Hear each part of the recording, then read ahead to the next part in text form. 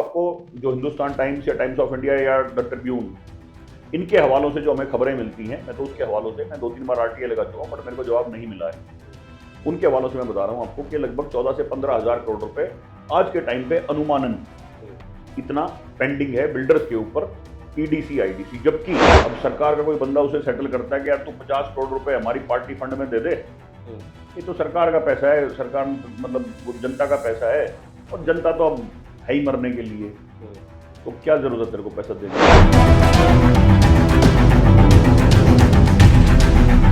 वो पुराना खुट्टा तो पाटा नहीं यार, एक नया और गाड़ दिया, तो वो काम कर दिया है सरकार ने। तो कि पुराने तो जो प्रशासनिक जो चीजें हैं वो ठीक हुई नहीं है, जीएमडीए करके और मामला खराब कर दिया। 2014 से ये सरकार है, पूर्ण बहुमत की सरकार है। 2017 में इन्होंने जीएमडीए बना दिया, उससे पहले एचएसवीपी था। आज के टाइम पे एचएसवीपी और जीएमडीए दोनों ही मुख्यमंत्री जी के अधीन है। मुख्यमंत्री जी हर तीसरे दिन गुड़गांव में आपको मिलते हैं। इससे पहले खट्टर साहब थे, ठीक है, उनका भी शेड्यूल और सिस्टम सेम था।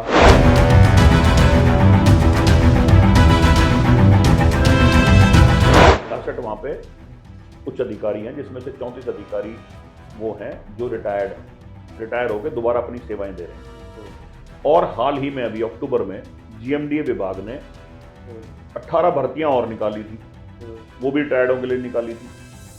तो वो तो एक वृद्धाश्रम बन के रह गया है। और जहां पे जब आप रिटायर्ड अधिकारियों को भर्ती कर रहे हैं, उनकी ना कोई लायबिलिटी है, ना उनकी कोई एसीआर खराब होने का भय है, ना उनकी कोई लायबिलिटी है।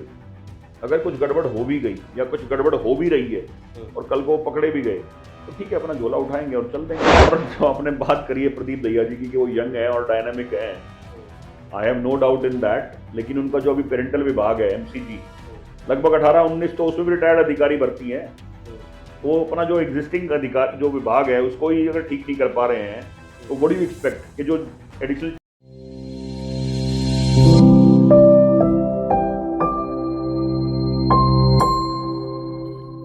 नमस्कार, मैं हूं नीरज अंबावता और आप सभी का स्वागत करता हूं स्टेट न्यूज पर। स्टेट न्यूज पहला ऐसा वेब न्यूज चैनल है जहां सिर्फ रियल एस्टेट सेक्टर से जुड़ी हुई तमाम खबरें आप तक पहुंचाई जाती है। आज हम बात करेंगे कि बिल्डरों पर ईडीसी और आईडीसी का कितना पैसा पेंडिंग बचा हुआ है और सरकार इस पैसे को क्यों वसूल नहीं कर पा रही। साथ ही जीएमडीए की बात करेंगे कि आखिरकार जीएमडीए क्यों काम नहीं कर पा रहा और कितनी परेशानी आम लोगों को उठानी पड़ रही है। इन तमाम चीज़ों पर बातचीत करने के लिए हमारे साथ एडवोकेट परवीन मलिक जी हैं, जो कि यूएएनजी के प्रेसिडेंट भी हैं। सर, आपका बहुत बहुत स्वागत है स्टेट न्यूज पर। सर, सबसे पहला सवाल मेरा कि आखिरकार गुरुग्राम में लगातार बिल्डर जो है वो काम कर रहे हैं, एक के बाद एक प्रोजेक्ट आ रहे हैं, कितना ईडीसी और आईडीसी जो है इन बिल्डरों पर है? धन्यवाद नीरज जी। और जहां तक बात करते हैं गुरुग्राम में बिल्डर्स की, गुरुग्राम ना एक फलती फूलती भूमि है बिल्डर्स के लिए खासकर। और 2008 के बाद खासकर जब ये नया एरिया डेवलप हुआ, उससे पहले सेक्टर 58 तक डेवलप हो गए थे, फिर सेक्टर 58 से लेकर 115 तक का एरिया ये 2008 के बाद डेवलप हुआ है जी। मतलब अधिकृत रूप पे, यानी ऑफिशियल तौर पे। और ये सेक्टर्स सारे उस टाइम डेवलप हुए। और उसके बाद उस वक्त जो डिपार्टमेंट था वो था एचएसवीपी, यानी HUDA, HUDA, Haryana urban development authority, जिसको बाद में मौजूदा सरकार ने नाम बदल के एचएसवीपी कर दिया, हरियाणा शहरी विकास प्राधिकरण। तो जब हुडा इस मैटर को देख रहा था, तो हुडा ने जब ये सेक्टर यहाँ पे डेवलप हुए, यानी डिमार्केशन हुई, उस डिमार्केशन में क्योंकि जब सेक्टर्स बन गए और वो प्राइवेट बिल्डर्स ने खरीद लिए और अपनी लाइसेंस्ड कॉलोनी के तौर पे एरिया डेवलप करना शुरू कर दिया, तो जो मूलभूत सुविधाएं हैं, यानी बेसिक एमिनिटीज जो हैं in terms of water, sewerage, storm water, ये सब चीजों के लिए एचएसवीपी ने एक प्रावधान रखा कि हम बिल्डर से, जो हम लाइसेंस दे रहे हैं बिल्डर को, हम उनसे एक अमाउंट चार्ज करेंगे इन चीजों को डेवलप करने का। जिस तहत ये चीजें डेवलप होती हैं उसी को हम ईडीसी और आईडीसी बोलते हैं। इसकी अगर फुल फॉर्म की बात करूं तो इसका होता है इंफ्रास्ट्रक्चर डेवलपमेंट चार्जेस, यानी आईडीसी, और एक्सटर्नल डेवलपमेंट चार्जेस यानी ईडीसी। जी। इसी में हमारी ये सारी सुविधाएं आती हैं, उसमें चाहे ग्रीन बेल्ट हो गई, चाहे हमारी सीवरेज सिस्टम हो गया, चाहे हमारा रोड कनेक्टिविटी हो गई, उसमें चाहे हमारा स्ट्रॉन्ग वाटर ड्रेन्स हो गई, या हमारा वाटर कनेक्शन या वाटर पाइपलाइन हो गई, या कोई और एम्यूनिटी है जी। जो एसेंशियल है, उसके तहत ही सरकार या प्रशासन एक बिल्डर से ईडीसी आईडीसी लेता है। ये कितना अमाउंट होगा और सरकार इसको अब तक क्यों रिकवर नहीं कर पा रही? देखिए, अगर मैं स्टार्टिंग की बात करूं तो इसमें दो डिवीजन थी, एक हाइपर जोन और एक hyper tension zone, hyper technical zone ऐसे करके थी। इन दोनों के रेट में भी फर्क था। जो हाइपर जोन है उसमें जो रेट है that is somewhere around 1 crore के आसपास 1 एकड़ का। और अब आप समझ लीजिए कि एक सेक्टर मतलब 58 से लेकर 115 तक कितना बड़ा एरिया है ये। इसमें 115 सेक्टर तक जो डेवलप हो गए हैं तो हजारों एकड़ भूमि है। तो जो आपका ईडीसी आईडीसी है वो आज के समय भी लगभग 14 से 15 हजार करोड़ रुपए पेंडिंग है, जिसमें आपका बेसिक वैल्यू भी है, साथ में पेनल्टीज और इंटरेस्ट ये भी है। हालांकि सरकार बीच बीच में स्कीम्स निकालती रहती है। अभी थोड़े दिन पहले भी स्कीम निकाली सरकार ने कि भाई आपको इंटरेस्ट पे नहीं करना है तो आप इतना अमाउंट पे कर दीजिए। लेकिन मैं कह रहा हूं जब वो डिफॉल्टर है, बिल्डर डिफॉल्टर है, तो उसका तो वेव ऑफ करना ही क्यों है। तो आज के टाइम पे लगभग गुड़गांव शहर की अगर मैं बात करूं, जिसमें मैं दोनों कॉर्पोरेशन की बात कर रहा हूं, एमसीजी और एमसीएम, लगभग 14 से 15 हजार करोड़ रुपए अनुमानन, क्योंकि ये डाटा कहीं भी आपको ऑथेंटिक नहीं मिलेगा, ये तो सरकार ही बता सकती है। तो मैं तो आपको जो हिंदुस्तान टाइम्स या टाइम्स ऑफ इंडिया या द ट्रिब्यून, इनके हवालों से जो हमें खबरें मिलती हैं, मैं तो उसके हवालों से, मैं 2-3 बार आरटीआई लगा चुका हूं बट मेरे को जवाब नहीं मिला है।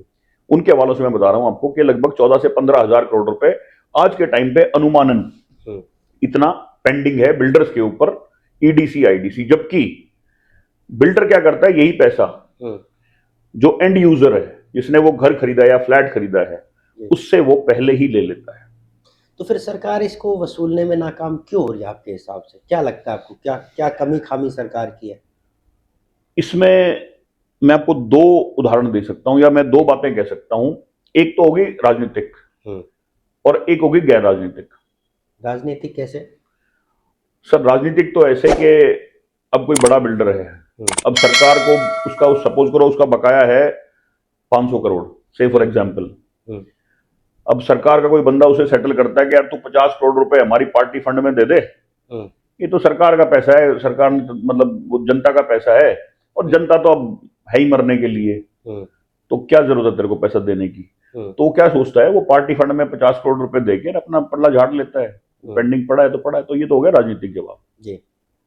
अब गैर राजनीतिक ये है, क्योंकि गुड़गांव एक डेवलपिंग या डेवलप्ड कह सकते हैं जिसको हम, जहां पे हमारे कॉर्पोरेट हाउसेज हैं, इंडस्ट्रियलाइजेशन है, billionaires they are sitting in here, और सबसे ज्यादा हरियाणा प्रदेश को जो रेवेन्यू देता है वो शहर है गुड़गांव। अब ऐसे शहर में जो आपकी डेवलपमेंट है, जो प्रोग्रेस है, वो कॉन्टिन्यूस चलती रहती है। लेकिन क्योंकि ये पैसा, क्योंकि जीएमडीए बना था 2017 में, तो ये पैसा उससे पहले से बकाया है, बहुत से बिल्डर का तो उससे पहले का बकाया है। तो वो एक थोड़ा सा विचारणीय मामला है कि वो पेंडिंग है, क्योंकि सरकार अपनी नकेल कस नहीं पा रही है, प्रशासन नकेल कस नहीं पा रहा है इन बिल्डर्स पे। या प्रशासन जब नकेल कसता है तो कोई ना कोई सरकार का नुमाइंदा उसके बीच में आ जाता है और उसको बचा लेता है। सरकार और प्रशासन अगर चाहे तो ये पैसा निकाल सकती है, लेकिन अगर ये पैसा आ जाए तो कितना गुरुग्राम बदल जाएगा, कितना हरियाणा बदल जाएगा आपके हिसाब से? देखिए, जहां तक मैं बात कर रहा हूं, गुड़गांव का, हरियाणा का जो बजट है वो बजट लगभग 3-3.5 लाख करोड़ रुपए के आसपास है। और एक प्रबुद्ध स्टेट जिसकी मैं बात करूं, प्रबुद्ध स्टेट है। हम, एक समय ऐसा था जब हम पर कैपिटा में भी नंबर 1 होते थे, हम इंडस्ट्रियलाइजेशन में भी नंबर 1 होते थे। हालांकि पिछले 10-11 साल में तो हमारी पूरी सिस्टम ही बिगड़ गया है। मतलब हमारे पास आज के समय भी आप मान के चलिए लगभग 4.5 लाख करोड़, 3.5 लाख करोड़ का तो कर्ज है, जो कि 2014 में it was somewhere around 55,000 crore. आज हरियाणा प्रदेश के ऊपर 3.5 लाख करोड़ का कर्जा है। ऐसे में जो बिल्डरों का बकाया है लगभग 15,000 करोड़ रुपए जिसकी हम बात कर रहे हैं, वो एक बहुत महत्वपूर्ण भूमिका निभाएगा। और अगर वो पैसा सारा आ जाता है तो गुड़गांव की जो स्थिति है आज के टाइम पे, मैं जिस एरिया में न्यू गुड़गांव में जहां मैं रहता हूं, वहां की स्थिति आज भी ये है कि आज भी वहां पे जो लोग वोट मांगने आते हैं ना, वो बिजली सड़क पानी के नाम पे मांगने आते हैं। यानी उस एरिया में अगर मैं बात करता हूं बेसिक इंफ्रास्ट्रक्चर, सबसे पहले मेरा सीवरेज सिस्टम, उस एरिया में सेक्टर 65 के बाद और 115 तक आपका सीवरेज सिस्टम ही नहीं है। जीएमडी का गठन जो है वो क्यों किया गया था और जब जिस मकसद से किया था, क्या लग रहा है वो आज पूरा हो रहा है? देखिए, जीएमडी का जब गठन किया गया था ना, मैं पहले भी अपने कई मतलब इंटरव्यूज में बोल चुका हूं कि it was a very good thought. ये जिसका भी थॉट था, ये बहुत बढ़िया थॉट था कि भाई एक ऊपर से गवर्निंग बॉडी बने और वो बॉडी पूरा मॉनिटरिंग करे टिल एग्जीक्यूशन, मास्टर प्लान को एग्जीक्यूट करे। और उसमें जैसे पुरानी जो सरकारें थी तो उन पे एक इल्जाम लगता था कि भाई गुड़गांव का पैसा जो है वो कहीं और लगाया जाता है। तो तब जब ये सरकार, जो मौजूदा सरकार है, इनके जो नुमाइंदे हैं, चाहे वो हमारे सांसद साहब हैं या इनके जो और भी जो नेतागण हैं, वो ये कहते थे कि भाई जब जीएमडीए बन जाएगा ना तो गुड़गांव का पैसा गुड़गांव में लगेगा। तो लग रहा है वो, मैं कह रहा हूं वो तो और खराब हो गया है। और वो खराब भी स्थिति में हो गया है कि जो ये एक और कहते हैं ना, वो भाई पहले तो एक प्रॉब्लम थी आपने एक और नई प्रॉब्लम वो सर पे डाल दी लोगों के। तो यहाँ पहले इतने सारे विभाग थे, एचएसवीपी था, एचएसआईडीसी था, एमसीजी था और डीटीसीपी था, उसके बाद एक जीएमडी और नया खुट्टा गाड़ दिया। और वो ऐसा खुट्टा गाड़ दिया कि वो अब निकलने वाली मुश्किल है वो। तो कहते ना कि भाई एक वो कहावत है कि भाई वो पुराना खुट्टा तो पाटा नहीं यार, भाई एक नया और गाड़ दिया। तो वो काम कर दिया है सरकार ने, तो कि पुराने तो जो प्रशासनिक जो चीजें हैं वो ठीक हुई नहीं है, जीएमडीए करके और मामला खराब कर दिया है। कहते हैं जीएमडीए तो बड़ा विकास करेगी, बड़े बड़े ड्रेनेज, बड़ी बड़ी सड़कें बनाती है। आप ये बताइए कि जीएमडीए का इनकम सोर्स क्या है और जितनी इनकम होती है क्या वो जीएमडीए खर्च कर पा रही है? देखिए, जीएमडीए का इनकम सोर्स भी मैंने बताया आपको, ईडीसी आईडीसी का प्राइम सोर्स, ठीक है। और जो मैंने बताया अभी कि भाई सारे जो सरकार ये कहती थी, ये सरकारी नुमाइंदे जो कहते थे कि भाई पुरानी सरकारों ने गुड़गांव का पैसा कहीं और लगाया, हमारा जब सरकार आएगी तो हम गुड़गांव का पैसा गुड़गांव में लगाएंगे। मुझे कोई एक व्यक्ति बता दे कि गुड़गांव का जो ईडीसी आईडीसी जो 2014 के बाद कलेक्शन हुआ या उसके पहले का जो पैसा था वो किस एस्क्रो अकाउंट में रखा गया है। वो भी हरियाणा स्टेट की ट्रेजरी में चला गया। आज जो भी चीजें पारित होती हैं वो वहीं से ट्रेजरी से पारित होती हैं, क्योंकि मुख्यमंत्री जी इसके संरक्षक हैं जीएमडीए के। तो जीएमडीए के जो बनाने की जो विधि थी या जो जीएमडीए बनाने का जो एक निर्णय लिया गया था, वो पर्पस तो फेल हो चुका है, क्योंकि वो अपने जो बेसिक काम है उसका काम था, जो काम उस समय एचएसवीपी यानी हरियाणा शहरी विकास प्राधिकरण करता था, वो काम और उसके एडिशनल मास्टर प्लान के जो काम है वो जीएमडीए ने पारित करने थे और एग्जीक्यूट करने थे। लेकिन जीएमडीए एक ना वृद्धाश्रम बन के रह गया है, इसके अलावा जीएमडीए कुछ नहीं है। रही बात कितना बजट है और कहां से पैसा आता है, तो पहला मैंने बताया कि इसके अंदर पहला जो इनकम सोर्स है वो ईडीसी आईडीसी है। दूसरा क्या है, आपकी जो रेवेन्यू है, रजिस्ट्रीज का रेवेन्यू है, वो एक अच्छा खासा रिसोर्स इनको पोर्शन मिलता है। प्लस जो भी आरओडब्ल्यू की जो कोई परमिशन लेता है या कोई और फीस लगती है वो, क्योंकि जीएमडीए उसका आधिकारिक उसका मालिकाना हक रखता है, तो वो सब से पैसा आता है जीएमडीए को। रही बात उसकी इन्वेस्टमेंट की कि कितना पैसा आया और कितना गया, देखिए सर वो तो क्या है ना कि अगर वो जीएमडीए के अकाउंट में रहे तो समझ में आता है कि भाई मेरे पास इतना पैसा है और मेरे को इतना खर्च करना है। ये सब तो ट्रेजरी में चला जाता है। ट्रेजरी से हमारी हर 2-3 महीने में एक मीटिंग होती है, उसमें सारे गुड़गांव के हमारे विधायक होते हैं, मंत्री होते हैं, मुख्यमंत्री होते हैं, साथ में जीएमडी के अधिकारी होते हैं। वहां पे वो एजेंडा देते हैं, उस एजेंडा को पारित किया जाता है, वो पैसा सारा का सारा स्टेट से अलोकेट होता है। तो ऐसा नहीं है कि भाई जीएमडी गुड़गांव का पैसा जीएमडीए में है और जीएमडी से फिर वो पैसा अलोकेट होता है, ऐसा नहीं है। आप कुछ आंकड़े भी जो है अभी कुछ देर पहले दिखा रहे थे, तो कितना खर्चा हुआ अब तक, क्या वो आंकड़े अगर आप हमारे दर्शकों को बताएं? हाँ बिल्कुल, हम दिखा देते हैं। देखिए 2017 में जीएमडीए का गठन हुआ था।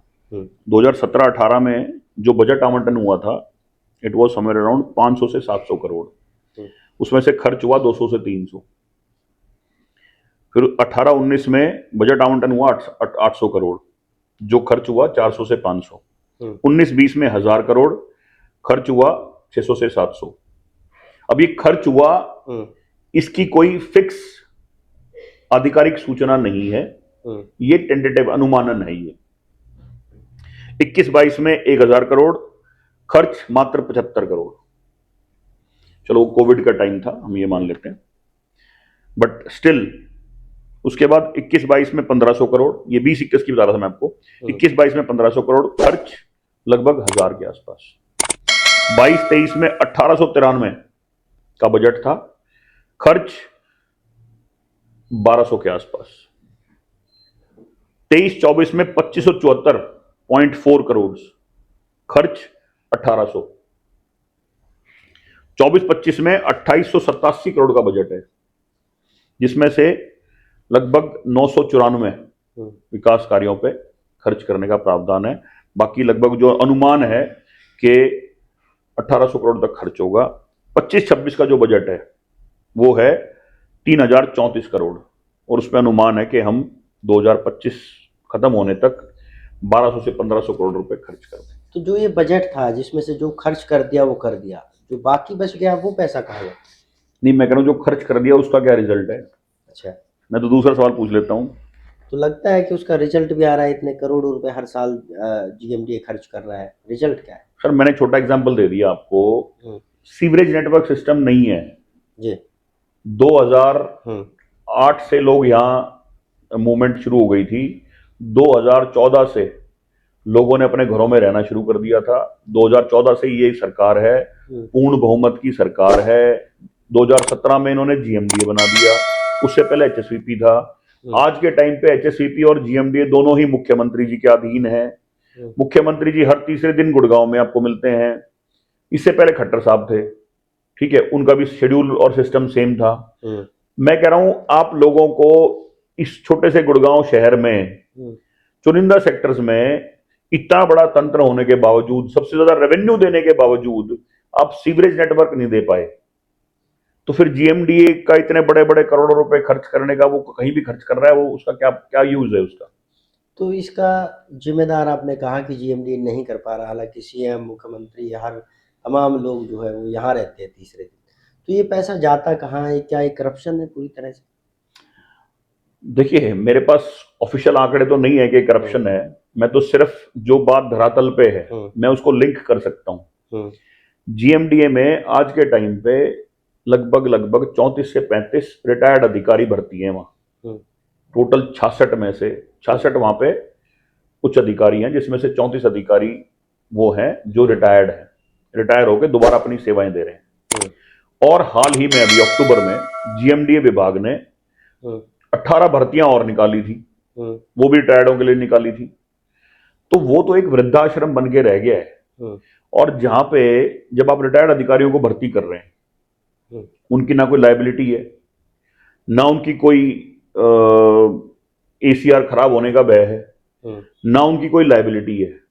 अगर कुछ गड़बड़ हो भी गई या कुछ गड़बड़ हो भी रही है और कल को पकड़े भी गए, तो ठीक है, अपना झोला उठाएंगे और चल देंगे। तो वो मुझे तो ये लगता है कि एक बहुत बड़ी सोची समझी साजिश के तहत, ताकि करप्शन को ऑर्गेनाइज किया जा सके, इन रिटायर्ड अधिकारियों की भर्ती होती है।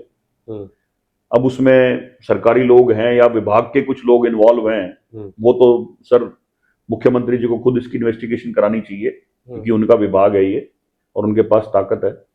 तो अब तो नए यंग आईएएस ऑफिसर आए हैं सीईओ बन के, तो हालात सुधरेंगे? देखिए श्यामल जी यहाँ सीईओ थे, उनका जब ट्रांसफर हुआ तो जे गणेशन जी को यहाँ सीईओ के लिए ट्रांसफर किया गया। उन्होंने 3 हफ्ते ज्वाइन ही नहीं किया। मतलब आप समझो कि एक अधिकारी सरकार से भी बड़ा हो गया ना जी। उन्होंने ज्वाइन ही नहीं किया। तो सरकार की मजबूरी हो गई थी सर प्रदीप दहिया जी को ये चार्ज देना। और जो आपने बात करी है प्रदीप दहिया जी की कि वो यंग है और डायनामिक है, I have no doubt in that, लेकिन उनका जो अभी पेरेंटल विभाग है एमसीजी, लगभग 18-19 तो उसमें भी रिटायर्ड अधिकारी भर्ती है। तो अपना जो एग्जिस्टिंग अधिकार जो विभाग है उसको ही अगर ठीक नहीं कर पा रहे हैं, तो व्हाट डू यू एक्सपेक्ट कि जो एडिशनल चार्ज मिला है उनको जीएमडीए का, उसमें क्या वो रिटायर्ड अधिकारियों को हटा देंगे वहां से? एक आखिरी सवाल की लगातार आप बात कर रहे हो इंफ्रा की, बेहद हालात खराब है, भ्रष्टाचार के आरोप भी आपने सरकार प्रशासनिक अधिकारियों पे लगाए, लेकिन उसके बावजूद भी लगातार दामों में इजाफा क्यों हो रहा है प्रॉपर्टी के दामों में, वो बताओ। देखिए, मैंने बताया ना, गुड़गांव जो है वो एक बहुत बड़ा फोमो है, हम्म, यानी एक बबल है बहुत बड़ा। हम्म, गुड़गांव धीरे धीरे ओवर पीरियड ऑफ टाइम एक कंक्रीट जंगल बन गया है। हम्म, लोगों के लिए गुड़गांव में प्रॉपर्टी रियल एस्टेट के लोगों ने गुड़गांव को एक एक हाइप इतनी क्रिएट कर दी कि अगर बंदा गुड़गांव में रह रहा है तो बाय डिफॉल्ट वो करोड़पति है। हम्म, चाहे वो घर से निकलते ही उसको अच्छी सड़क ना मिलती हो, हम्म, चाहे उसको साफ पीने का पानी ना मिलता हो, चाहे वो जिस हवा में सांस ले रहा है वो प्रदूषित हो और भयंकर प्रदूषित हो, हम्म, लेकिन एक माइंड सेट कर दिया लोगों ने कि यार गुड़गांव है, अगर गुड़गांव में रह रहा है तो बंदा करोड़पति है, कि मैं माइंड सेट बना लिया है लोगों ने। जबकि इस वक्त जो स्थिति है गुड़गांव की, हम्म, वो गुड़गांव की स्थिति दयनीय है। हम्म, और उसका कारण यहाँ के लोग नहीं है, हम्म, क्योंकि लोगों ने तो, जैसे मैंने बताया, एडीसी का पैसा भी समय पे दे दिया, हम्म, अपना टैक्स भी टाइम पे भरते हैं, हम्म, सबसे ज्यादा रेवेन्यू भी यहाँ के लोग जनरेट करके सरकार को देते हैं। जो यहाँ प्रशासन और सरकार हम्म, जो नियंत्रित करती है चीजों को, ये जिम्मेदारी उनकी बनती है। तो इसीलिए वो एक हाइप जो क्रिएट करी गई है, इसलिए गुड़गांव में दाम बढ़ते जा रहे हैं। और ये अच्छी बात है कि गुड़गांव में दाम बढ़े और बढ़ते रहें, लेकिन इसके साथ साथ सरकार को यह भी सोचना चाहिए हम्म, कि आपको जब यहां से इतना रेवेन्यू जनरेट हो रहा है तो इनकी जो बेसिक सुविधाएं हैं उन पर भी फोकस करना चाहिए। सरकार को गुड़गांव ने हमेशा एक मैंडेट दिया है पिछले लगातार 3 बार से, हम्म, कम से कम आदमी ना एहसान फरामोश नहीं होना चाहिए कि जब यहाँ की जनता ने आपको बार बार मैंडेट देके, हम्म, इससे पहले भी आपकी चारों सीटें, एक निर्दलीय थे वो भी सरकार के साथ में ही थे, लेकिन हम्म, चारों सीटें सरकार के पास थी। हम्म, और अब जो अभी हालात, अभी करंट जो सिचुएशन है, इसमें भी चारों सीटें बीजेपी की हैं। तो कम से कम किसी भी व्यक्ति को उस जनता के साथ एहसान फरामोशी नहीं करनी चाहिए कि जो जनता जब आपको मैंडेट दे रही है तो आपकी जिम्मेदारी बनती है कि उनको कम से कम जो मूलभूत सुविधाएं हैं, मैंने 5 चीजों की डिमांड करी है। सबसे पहले साफ हवा, यानी ग्रीन बेल्ट्स। जी, ग्रीन बेल्ट जीएमडीए के अधीन है। हम्म, लगभग 500 किलोमीटर की ग्रीन बेल्ट है पूरे गुड़गांव में, हम्म, जिसमें से मुश्किल 100 किलोमीटर डेवलप्ड है। और उस 100 किलोमीटर में से भी 70-80 किलोमीटर जो है वो किसी प्राइवेट बिल्डर ने सीएसआर के तहत डेवलप कर रखी हैं, उसमें जीएमडी का कोई रोल नहीं है। उसके बाद आपका आ जाता है साफ सुथरा स्वच्छ पानी। हम्म, जब पीक सीजन होता है तो जीएमडीए पानी की कनेक्शन तो दे दिए, लेकिन पानी की आपूर्ति नहीं कर पाता।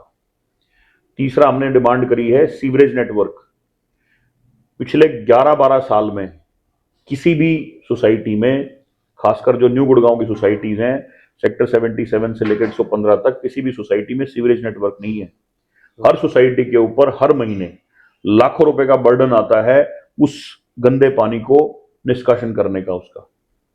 अच्छा, कई सोसाइटीज क्या करती हैं, उसको प्रॉपर तरीके से ट्रीट नहीं करती, हम्म, जिससे वाटर पोल्यूशन और लैंड पोल्यूशन ये भी इंक्रीज होता है। तो इसकी जिम्मेदार वो सोसाइटी या उसके लोग नहीं है, इसकी जिम्मेदार भी सरकार है। फिर सरकार के लोग पेनल्टी लगाने आ जाते हैं, हम्म, लेकिन वो उनको अपनी खुद की जिम्मेदारी समझ, जब उनके पास सीवरेज नेटवर्क ही नहीं है। इसके साथ साथ, उस सीवरेज नेटवर्क के साथ साथ एक और धोखाधड़ी का मामला चलता है। जीएमडीए ने सीवरेज नेटवर्क तो दिया नहीं, हम्म, ऊपर से हर सोसाइटी के ऊपर जो पानी का बिल आता है उसके साथ 20% सीवरेज चार्जेस और जोड़ के देती है। तो ये भी एक बहुत बड़ी लूट है।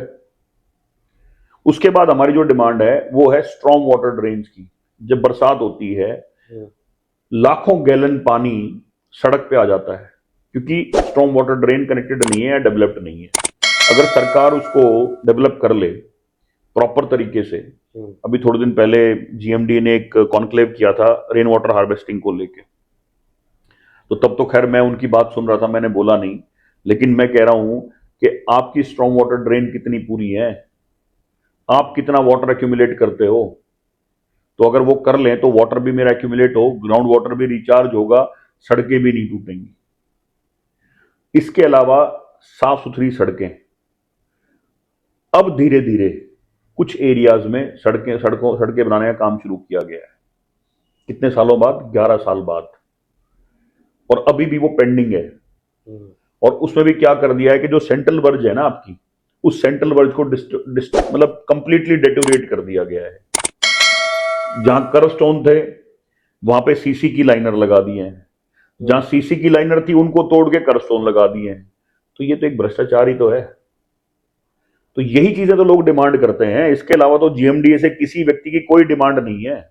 अगर ये 5 चीजें भी अगर सरकार या जीएमडीए नहीं दे सकता, तो फिर इतना करोड़ों रुपए अरबों रुपए अगर आपने ईडीसी आईडीसी का दे दिया है तो फिर उसका क्या फायदा है? बहुत बहुत धन्यवाद सर आपका। तो ये थे हमारे साथ एडवोकेट परवीन मलिक जी, जिन्होंने कई सवाल जो है सरकार पर उठाए और ये कहा कि ऊंची दुकान फीके पकवान की अगर तुलना गुरुग्राम से करे तो गलत नहीं होगा। बहरहाल आपको हमारी ये खबर कैसी लगी कमेंट करके जरूर बताएं। धन्यवाद।